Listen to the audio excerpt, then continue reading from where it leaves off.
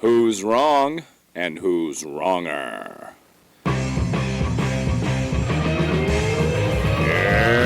this corner, followed by millions, James the Exploding Unicorn Breakwell. And in that corner, ignored by millions, Steve Dash Rinko Levens. Hey everybody, and welcome back to Wrong and Wronger. You have stumbled upon the podcast that somehow inexplicably got off the ground without a hitch this week. I am the better looking co-host, Dr. Steve Olivas, and he is James, who might just out manly man me this week, Breakwell. And James, how you doing this week, brother? I'm doing great. I mean, I did, oddly enough, just write a book on how to be a man, and here we are talking about manliness, not even deliberately to promote the book, but it absolutely will be used to promote the book because I am shameless in all areas of my life.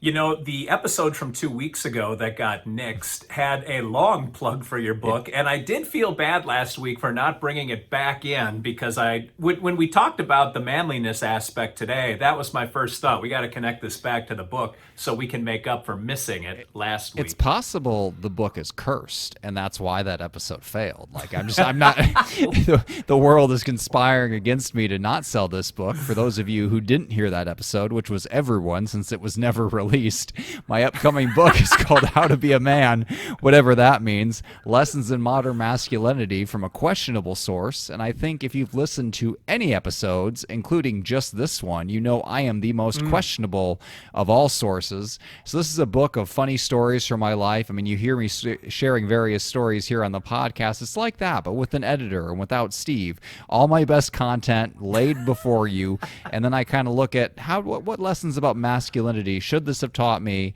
that I failed to learn or did learn despite myself. It's a pretty good book, I think, if I do say so myself, because I'm incredibly biased and I will say literally anything to make you buy it.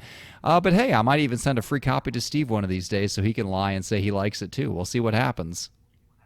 I have already purchased or pre-ordered your book, so I need not a free one. Wow, you are not a freeloader, my friend. You are a paying customer. Just drop a couple nickels into Breakwell's piggy bank there. Absolutely. I will use that dollar in royalties for ill purposes, I promise. Oh, absolutely. And you're not a questionable source when it comes to masculinity this week because you have been digging like an entire chain gang out in your front yard for several weeks now, flexing the pythons, hanging and banging because the sun's out and the guns are out at the Breakwell house. Yes, actually, that's the reason I'm dressed in this scuddy-looking gray hoodie yet again, is because I was doing yard work up until the minute you called.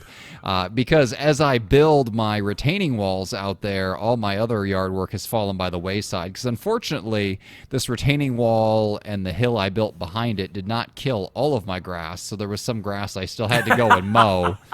Now, I've got my backyard divided up into two separate small pig pastures, so they chew it down pretty well back there, but they poop on some of the grass, and they won't eat where they poop, so I had to go weed whack that, then I had to go and mow out front. I've got to trim back some bushes before I get back to the walls. So it's been a week, but I guess, well, actually it's been a couple weeks, but here we are talking about this, and somehow you are smarter than I, and you don't do any yard work at all. How did you manage that? James, I'm getting a little bit worn out just listening to you describe all the work that you do. I'm going to need a break in just a second, if that's all right. What? Possibly a cold beer and a nap on the recliner. Because my wife enjoys doing all of that. But I will say, she has even punted on mowing the grass again. Really? I can't remember if I told you this or not. I probably did off air, but so we've had a yard guy since we've been in our big house.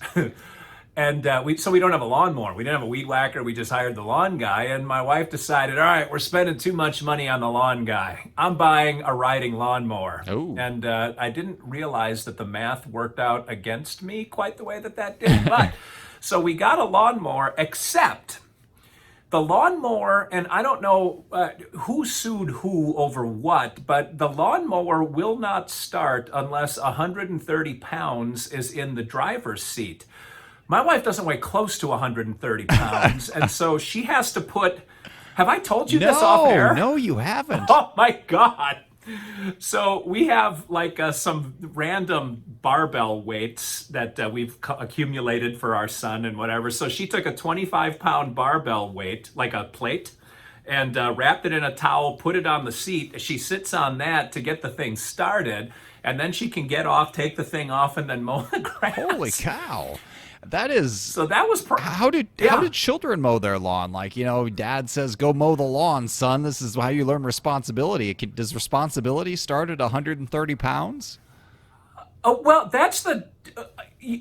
You're having the exact conversation with me that I had with myself after this, which is, so if you're trying to save the kitties, it still requires dad to sit on the seat to start the thing and then have the 8-year-old kid jump on and mow the lawn. Is that really safe? Or are we just adding this stupid feature so that all the lawyers are happy and all the people who would somehow be hurt if they could turn on the lawnmower would not be hurt? It's a crazy world we live in, James. I bet you it has a kill switch that if you got up to try to switch places with your kid, I bet you that mower would stop. I don't know the answer. So here is the deciding variable on this particular converse. I'll tell you what ended up. We got our lawn guy back. And that's the end of the story. I'll just jump right to the conclusion. But I thought my wife then took the plate off, got back on, and mowed the grass. But what you're saying is if she were to have done that with a kill switch, it wouldn't have worked. Ergo, she would have had to mow the grass sitting on that 25-pound barbell plate. That is my supposition. I don't know the answer, but I will find out because now you've got me curious. Okay, so that gets back to your point, which is, can an 8-year-old learn responsibility and mow the grass on a John Deere riding mower? And the answer then would be no. Now, I don't know.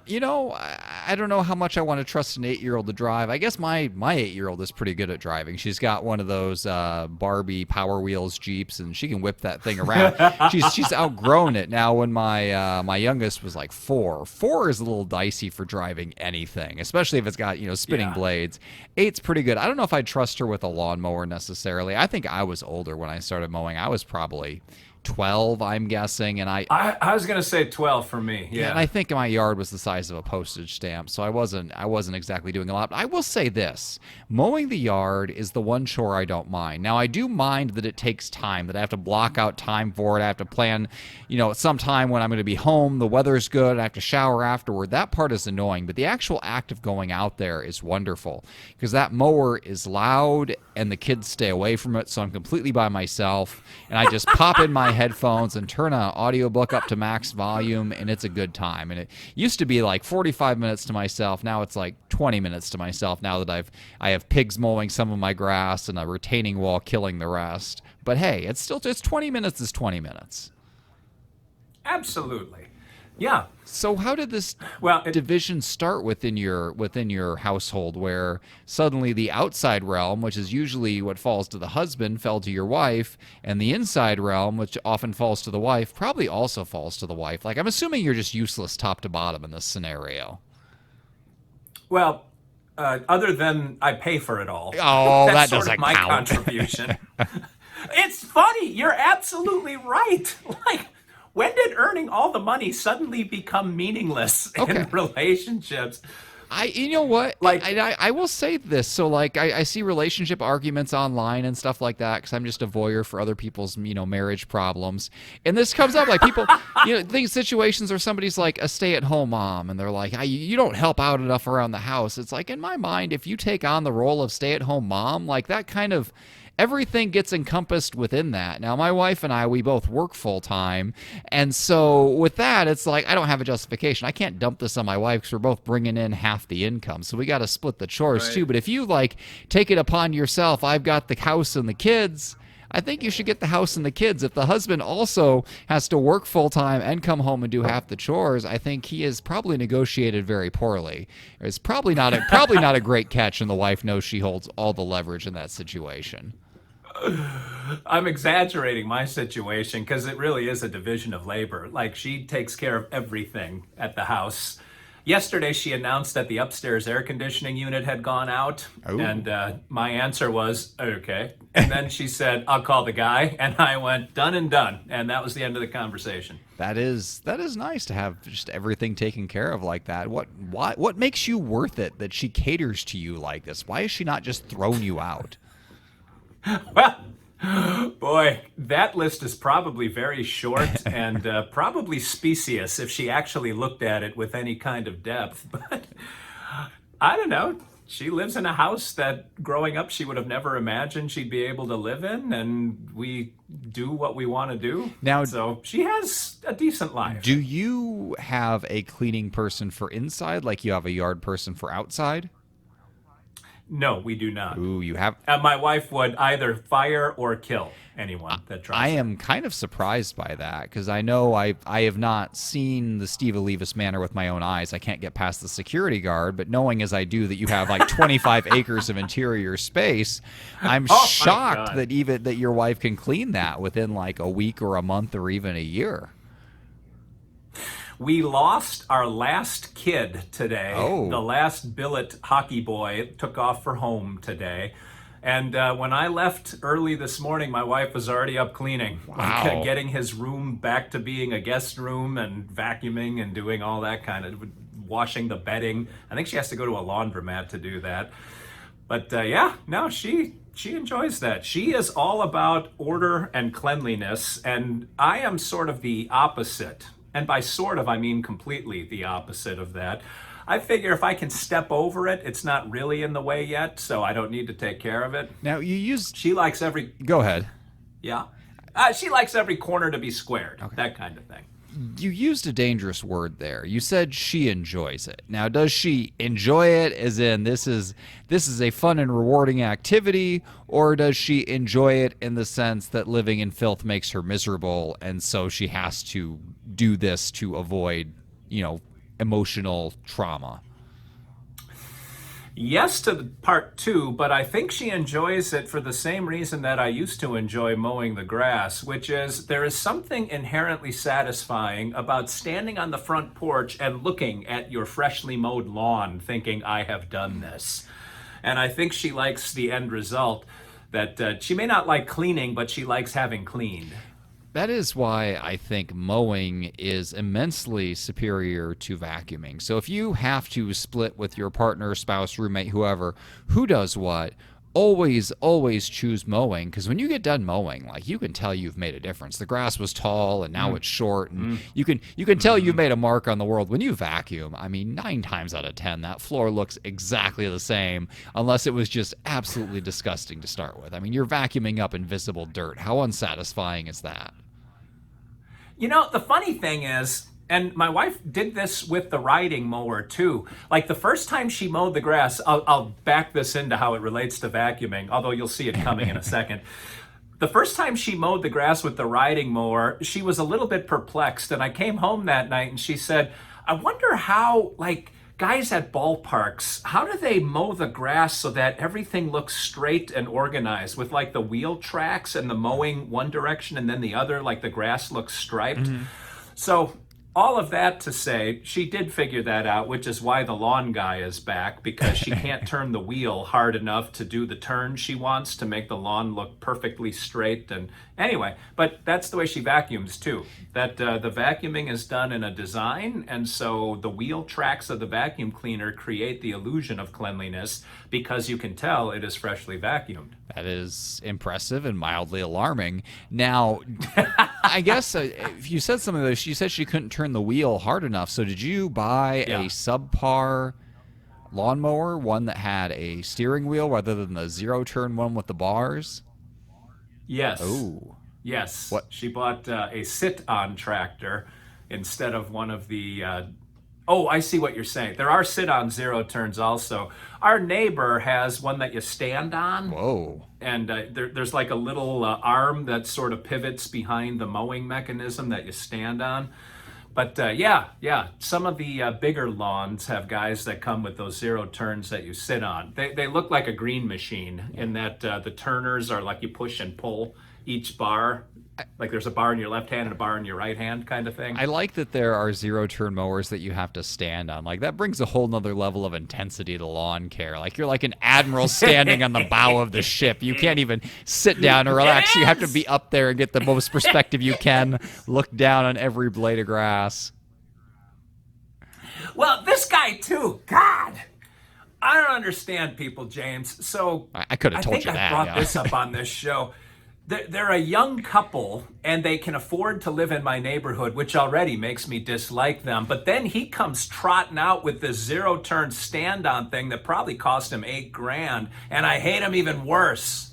This must be an old person thing because you sound like my father-in-law. He has a new neighbor that moved in, and they're it's a couple with a young kid, and they're probably about my wife's age, maybe slightly younger. Yeah.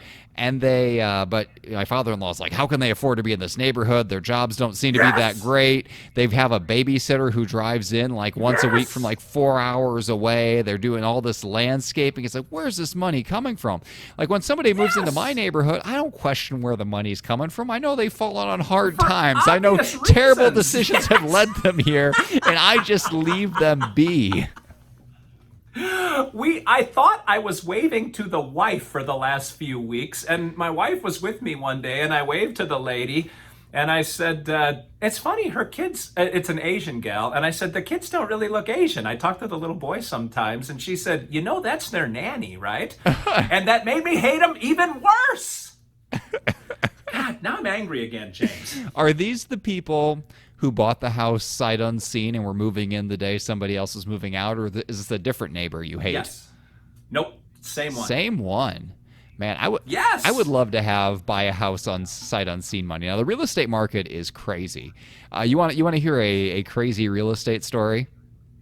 Yes, so I so do. my buddy is now hunting for a house at the worst possible time. I can't criticize him too much. So I bought my house in 2008, like months before the housing market crashed, like right on the cusp. But at least like that was kind of hidden unless you knew stuff about finances, which obviously I don't know anything about anything. But right now, after the pandemic, like supply is low, interest rates are low, so everybody's buying houses, offers are going like crazy, and it doesn't matter where you are. It is rural Indiana, up north in the big city, down in Nashville, everywhere the market's crazy. So he's going and he puts in this is the second house he's put an offer in on, and he goes in and he offers like, let's say 10 to 15% over asking. Like this is a substantial offer, and he offers it like Sure. the first or second day it's on the market.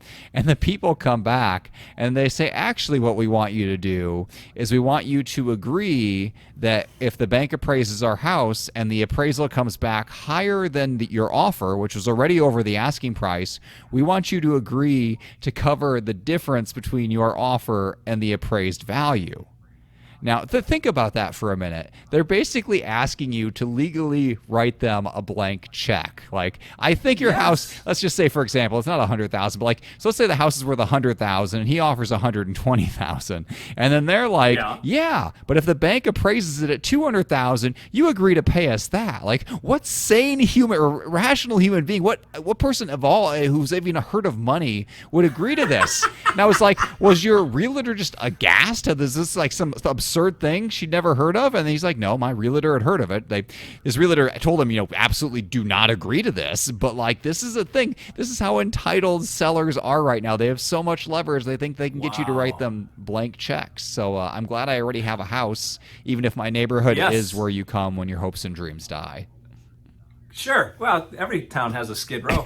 But one of my buddies is a realtor, and he said the new thing is to do like a reserve auction on eBay. Whoa. Where the house is worth $100,000. So what you say to your realtor is, Offer 100,000, but I'll go up to 150. So if somebody bids above me, you just bump my bid to $1,000 or $5,000 over theirs until we hit 150, and then call me because I may bump it up to 180, like that kind of thing. Wow.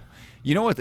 Yeah. You know what else is interesting? As long as we're talking about crazy markets and people you hate, realtor. I don't hate realtors, by the way. That was a bad segue. But apparently, realtors are not making a lot of money right now, which seems weird because everything's selling, but there's not much out there. And I think everybody who has a part-time realtor license is kind of jumping back into, since houses sell in a day, so it's easy money. There's just not enough houses to go around. So the realtors I've talked to, like, their incomes are like way down. It's like, how can that be? Everything's selling over asking price. The market's the hottest it's ever been. It's like, yeah, but if there's nothing to sell, you don't make any money.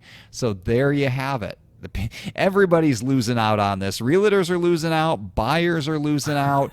Steve's losing out because he lives next to young people and that bothers him. Do you want to go audit those people to figure out where their money's coming from? I absolutely do. That would require a conversation with them, though, and I'm not sure I'm up for that these days. Now, to bring this full circle, though, this family, they moved in, they bought this house, they rushed inside unseen. Presumably, they hired movers. They didn't move themselves in. They've got a nanny, so they don't do the childcare by themselves. But do they do their own yard work? Yes, the guy has that stand on the thing lawnmower. Oh, that's right. That was the segue into all of this. So that was the guy. So isn't it interesting that he's willing to pay people for all these other services and to pay a premium to even get the house? But the one thing that's so essential to his manhood that he won't delegate it out is that mowing. That one is his. That's a good point. And they don't have a huge yard. Like the 28 acres is indoors, not outdoors in my neighborhood. So it probably takes him, without exaggerating, maybe 17 minutes to mow his grass. Wow. So yeah, I don't know why he doesn't just shell out $40 to my guy and just have him mow through his yard at the same time he's doing ours. Well, those zero-turn mowers are not cheap. I mean, I'm guessing at minimum he paid $2,000 for that thing. Would you say that's an irrational estimate? I said probably 7-ish. Wow. And you figure, okay, $40 a time. I mean, it's going to take you a substantial number of years to regain that investment. But is your guy is only $40 a week in your neighborhood? I am shocked by that. I might have squeezed him a little because there's plenty of competition. Yeah. I remember we hired a kid to mow our grass at our old house, and I told my dad what I paid the kid. My dad got angry, made me pay him more because one thing I can do is negotiate a deal. So we're probably a little higher than that on the open market, but I was able to get ours at 40. Well, and I'm sure you expect for your neighborhood the premium deal, like he probably has to kiss your grass to bed at night, tuck it in, all these things. Well, it makes up for itself because we all the neighbors joke about the bubble that we live in. When any contractor comes out, they immediately slap on 30% because of our zip code. Man. And so you've got to be vigilant constantly about making sure to get the deal that is supposed to be there versus having that bubble tax put on it. I think I would pay the 30% premium if the contractor actually showed up. That's a whole other discussion. My dad was shocked. He's like, "Why are you building this retaining wall yourself? In fact, there's a chapter in that book I'm shilling about how I discovered it was so awesome to pay people. How there's no shame in it. You can go and do other things. You can keep working your day job or your side gig or whatever else, and you just pay somebody who knows what they're doing to take care of it for you. So why all of a sudden was I now building this wall? And it's because, well, I hired a guy to build this pantry, and we're in month 7 of a 2-week project. Like, if I hire out this wall, it will never be done. Like, my kids will go to college before this wall is in place. So I have come full circle. At first, I thought, as a man, I have to do all my home improvements myself. Then I evolved to, no, I can pay a professional. And now I have given up on professionals, and I am doing things again myself just so they eventually get done. So I have evolved in a circle. I'm right back where I started. I have learned nothing, and that is my life in a nutshell. Well, you've learned to just stop trying. But that Just go back to basics and keep your life that way. But the problem is when I went back to basics, I have to try now. So now I've got this landscaping project going, and you can't stop halfway through. So like if you don't try at all, if you just do nothing with your landscape, people just shrug and say, okay, you don't care. But like once you open it up, I put this wall out there, and it's like clearly he cares. He's trying. So I can't stop halfway. I can't like put the wall in and then not do the landscaping. It's like, oh, he cares, and that's the best he can do. Now we really have to judge him. So now I have to actually make sure I do a good job on it. So that's caring a little bit is always a mistake because it leads to caring a lot, and that's just a downhill slippery slope. Well, because we don't particularly care about this podcast, I'm going to draw it to a close and pretend we didn't even try in the first place. So, thank you. My segues. Yes, on point. Obi-Wan. So, you've survived another episode of Wrong and Wronger, and for that, I wonder a little bit about the state of your mental health. But until next week, when you again defy the odds and show up, talking to you, Judy P. This is Steve Olivas, Dr. Steve for James the Exploding Unicorn Breakwell, saying thanks for listening, thanks for watching, thanks for telling all of your friends and family so that our ratings can continue to drop. And until we meet again, remember as always, 2 wrongs can make a right.